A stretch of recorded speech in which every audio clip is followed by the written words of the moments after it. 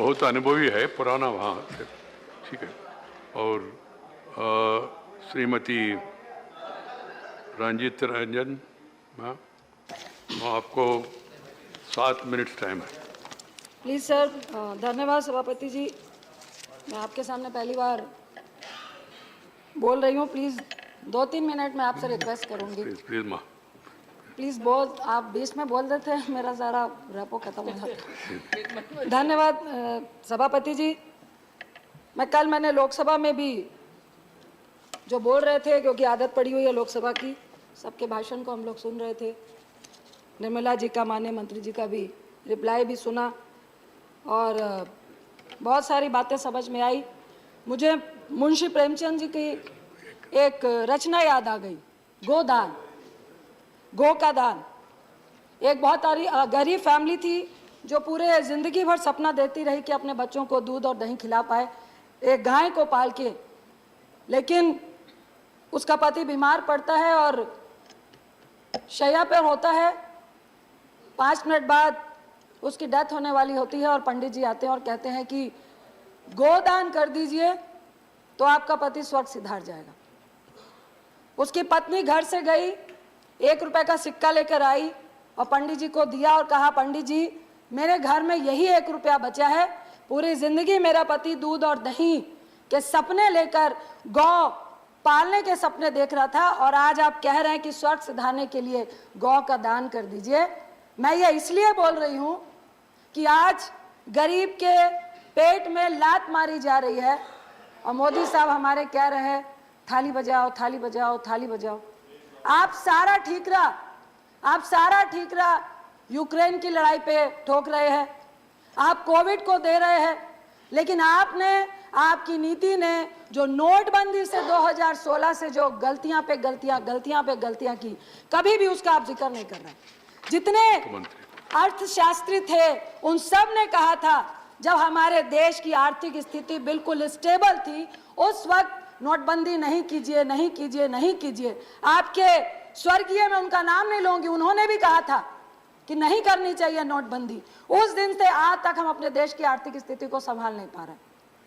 मैं 2013 का प्रधानमंत्री जी का भाषण याद कर रही थी, जिन पे उन्होंने कहा था कि मनमोहन सिंह जी महंगाई का मां नहीं बोलते हैं। प्लीज मनमोहन सिंह जी आए और महंगाई के बारे में बताएं कि कब कम होगी। उन्होंने कहा मरो तो मरो आपका नसीब। ये प्रधानमंत्री मोदी जी के शब्द थे मनमोहन सिंह जी के लिए। उन्होंने कहा था कि आप गरीबों के लिए कह रहे हैं मरो तो मरो आपका नसीब। मुझे फिर याद आ रहा है कोविड का वक्त, जब करोड़ों लोग सड़कों में चल रहे थे, हजार किलोमीटर चल के जा रहे थे, तो मुझे लगता है मोदी साहब यही कह रहे थे मरो तो मरो आपका नसीब। क्योंकि उस वक्त गरीब को पैसा देना था, तो आपने क्या बोला, सारे गरीब घर से बाहर निकलो और थालियां बजाने का काम करो। थाली बजाने से आपके पेट में भोजन मिल जाएगा। फिर हमारी माननीय मंत्री स्मृति ईरानी जी ने कहा कि जब भूखा बच्चा चीख कर भूख से व्याकुल हो रहा होता है तो सरकार क्यों नहीं सुनती है। जब किसान आत्महत्या कर रहा होता है तो आपके कान में आप रुई डाल के सो जाते हो। आई विश कि स्मृति जी आइए और हम लोगों के साथ, अगर आप चीख के उस बच्चे की पुकार और दर्द को समझ रही थी तो आइए ना। आज गैस सिलेंडर 10,054 रुपए हो गया है। आज आप हमारे साथ चीख कर गरीबों की बात करिए, अपने घर की रंजिश मत निकालिए प्लीज, आप मंत्री। इसके बाद मैं सुषमा जी का एक मिनट रंजिता, माननीय मंत्री, किसी का नाम लेकर यहाँ सवाल नहीं करना चाहिए। स्वर्गीय सुषमा जी की स्पीच को याद करना चाहती हूँ, जिन्होंने कहा था कि ये संवेदनहीन सरकार है, ये बिल्कुल भी गरीबों के बारे में सोचने वाली सरकार नहीं है, ये विश्वासघाती सरकार है। आज मुझे कहना पड़ रहा है कि अगर सुषमा जी होती तो वो निश्चित बोलती कि ये संवेदनहीन सरकार है, हमारी ही सरकार है, ये विश्वासघाती सरकार है, हमारी ही सरकार है। मुझे डर लगता है जब मैं प्रधानमंत्री की उस स्पीच को सुनती हूँ, जो उन्होंने कहा था कि घर में चूल्हा नहीं जलता है, बच्चे भूख से रो रो कर सोते हैं और माँ आंख में आंसू लेकर चुप हो जाती है। जब आंसू की बात पीएम साहब के मुंह से सुनते हैं तो हमें डर लग जाता है, क्योंकि उन्होंने पहले मिडिल क्लास से महिलाओं के आंसू निकलते हैं, मेरे भी निकलते हैं। सब्सिडी छोड़ दो, महिलाओं ने छोड़ दी। कहा गरीबों को सब्सिडी देंगे, महिलाएं पसीज गई। हम सब ने सब्सिडी छोड़ दी। आज हर्ष क्या हुआ? आज आपने 1600 रुपए का एक झुंझुना पकड़ाकर 7 करोड़ लगभग लोगों को आपने चूल्हा और गैस दिया। आपको मालूम था कि गरीब आपके झांसे में फंसेगा। एक चुनाव, 2 चुनाव आपने उज्ज्वला योजना से निकाल लिए। उसके बाद क्या हुआ? क्या वो 1600 रुपए, वो सब्सिडी जिस रेवड़ी की बात आज मोदी साहब कर रहे हैं, प्रधानमंत्री साहब कर रहे हैं, क्या वो रेवड़ी नहीं थी? लेकिन वो रेवड़ी में फर्क इतना था, गरीबों के लिए नहीं थी, गैस एजेंसीज के लिए थी। आप 1600 रुपए गरीबों से ले रहे थे, बाकी का पैसा सरकार दे रही थी। किसका दे रही थी? टैक्स पे का दे रही थी। उसके बाद क्या हुआ? आज आंकड़ा है, इतना वक्त नहीं है, लगभग 7 करोड़ घर, जिसमें 4.5 करोड़ वो लोग हैं जो उज्ज्वला के तहत आते हैं, 1 साल में एक भी गैस रिफिल नहीं करा रहे हैं।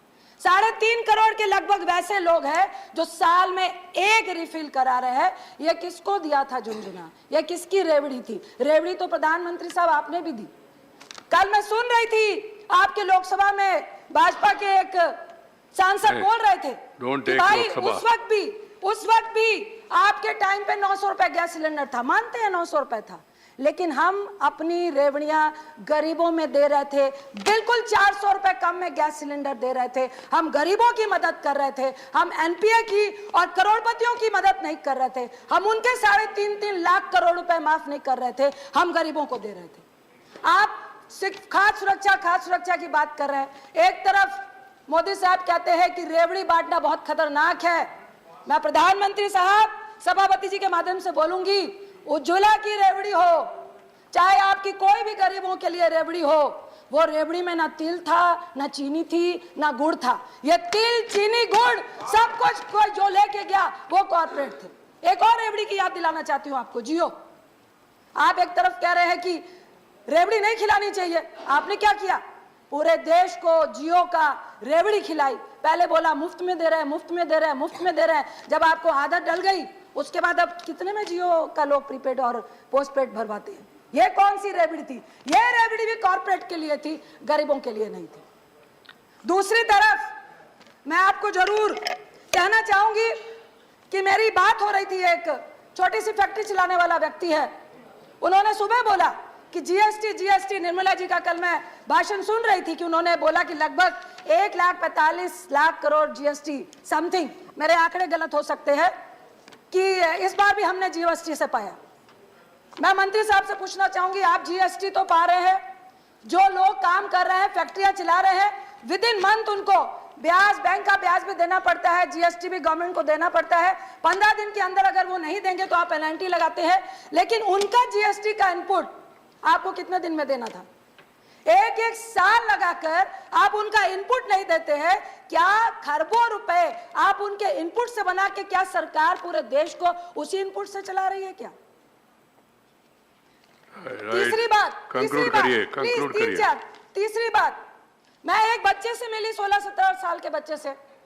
आप जीएसटी लगा रहे हैं 5%, आप जीएसटी लगा रहे हैं 12 से 18%। दोनों ही जीएसटी में आम आदमी मरता है। किसी ने बोला कि 5% जीएसटी से किसको फर्क पड़ेगा? पड़ता है। जो व्यक्ति वृद्धा पेंशन 500 रुपए के लिए 8 घंटे लाइनों में खड़ा होता है, पूरा महीना चलाता है, अगर उसको 5% जीएसटी लगता है तो फर्क पड़ता है। आप कहते हैं कि नहीं, खुला जो गरीब है वो खुले का खाता है, उसको फर्क नहीं पड़ेगा। मैं आपसे पूछती हूं कि क्या आप चाहते हैं जिंदगी भर वो गरीब ठेले में मक्खी लगता हुआ खाना ही खाता रहे? क्या उसका हक नहीं है कि वो पैकिंग खाने को खाए? क्या उसका नहीं है कि स्वस्थ खाना खाए? प्लीज सर, 2-3 मिनट स्वस्थ खाना खाए। दूसरी तरफ आप ये बताइए, टेट्रा पैक में जो 10 से 12 रुपए की लस्सी, छाछ, दूध, दही, हम सब बच्चे स्कूल से आते हैं तो जाके किसी भी एमडीएमसी के, एमडीसी के उससे छाछ लेते हैं, तो क्या उसमें आप 12 से 18% जो लगा रहे हैं वो क्या गरीब अमीर खाता है? या किसी करोड़पति का बच्चा वो टेट्रा वाली लस्सी पीता है जिसके लिए आप कह रहे हैं कि 12 से 18 करनी है? मुझे एक बच्चा बोल रहा था कि मैडम आप लोग सदन में बोलते क्यों नहीं हैं? हम स्कूटी चलाए, आपने ज्यादा समय लिया, thank you sir please, sir please, thank you, धन्यवाद। Sir please 1 minute sir, please sir 2 minute, doctor Fauzia sir, Khan, please 2 minute, doctor Fauzia Khan, please 2 minute, 2 minute extra दिया मैंने आपको, सर, मैं आपने conclude कर रही आप हूँ। पॉलिटिकल सवाल उसमें बढ़ गए तो मैं क्या करूं? Sir conclude, Fauzia, sir conclude कर हाँ, रही हूँ, प्लीज सर कंक्लूड। कंक्लूड करिए।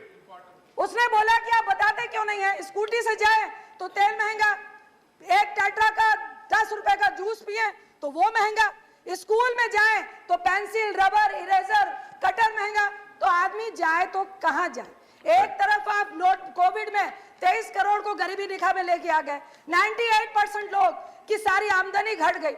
मैं आपसे एक रिक्वेस्ट करती हूँ, बार बार लोग कह रहे थे कि रुपया गिर रहा है, देश की आबरू जा रही है। मनमोहन सिंह जी ने आपने पूछा था और मनमोहन सिंह जी ने बोला उस वक्त भी कुछ नहीं था, लेकिन 59 से 69 हुआ और विद इन 4 मंथ में दोबारा 59 में लेकर आ गए थे। क्या आप लेकर आएंगे? डॉक्टर मैं फौजिया खान, आपसे आग्रह करती हूँ कि प्लीज, जहां पर कांग्रेस इस देश की आर्थिक स्थिति को छोड़ के गई थी,